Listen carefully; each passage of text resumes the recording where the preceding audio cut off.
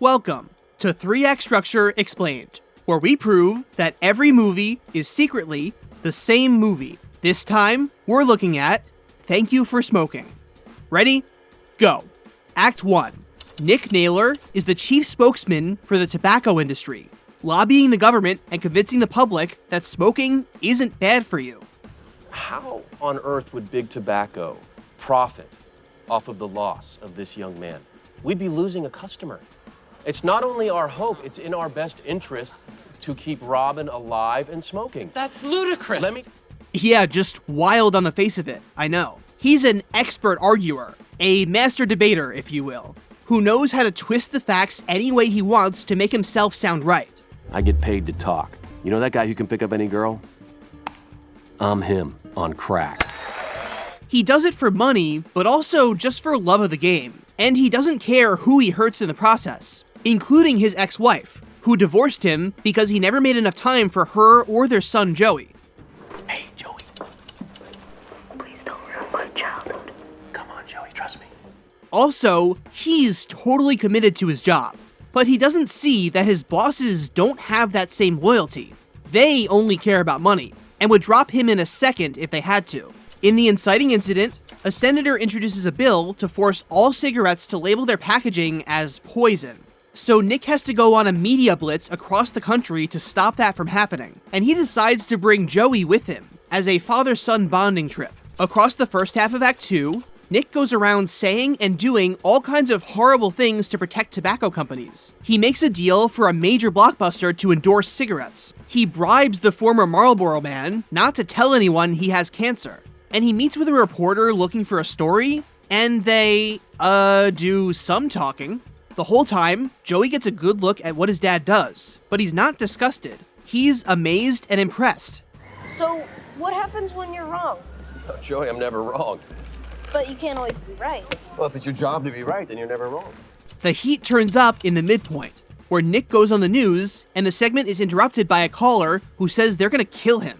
Revenge for all the people he's helped to kill through cigarettes. Nick laughs it off, but in the second half of Act 2, they kidnap him and give him a fatal dose of nicotine patches. He survives, but now he's probably going to miss the hearing on the new poison label law. And the brush with death helps him realize that his job isn't worth missing out on time with his son. But the real blow comes in the all is lost moment. See, while Nick and that reporter were getting busy, Nick was a little too casual talking about his career. So she publishes an expose on him and all the lies he admitted to telling about cigarettes. So just like we knew they would, his bosses fire him to save face. Half of my job is damage control. Today, that consists of distancing ourselves from you entirely, letting you take all the heat on this article.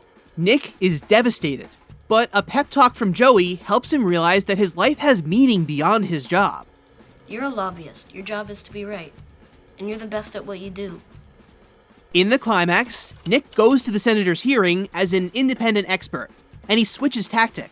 He admits that cigarettes are bad for you, but because literally everyone knows that and people still smoke anyway, he argues that putting more labels on the packaging is pointless. I look at my son. On his 18th birthday, will you share a cigarette with him? If he really wants a cigarette, I'll buy him his first pack. So the bill doesn't pass. In the resolution, Nick gets offered his job back, but he refuses, opening his own PR firm instead, where he can be his own boss. He'd rather do things for himself than for some company who doesn't care about him.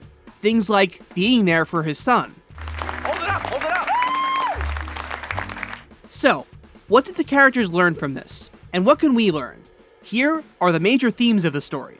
You know, the funny thing about this movie is that it never directly condemns Nick for defending cigarettes. The viewer gets the idea indirectly that smoking is bad, duh, but that's not what his character arc is about. It's about the following.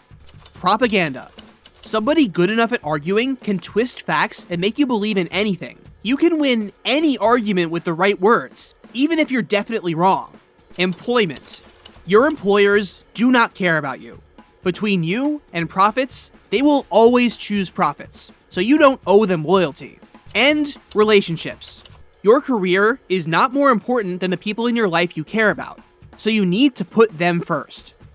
Looking into Joey's eyes, it all came back in a rush. Why I do what I do. Defending the defenseless. Protecting the disenfranchised corporations that have been abandoned by their very own consumers. Click the card on the left to see how another movie follows 3-act structure.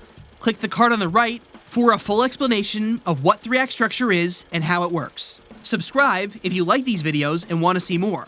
And leave a comment if there's a movie you want to see the channel talk about next.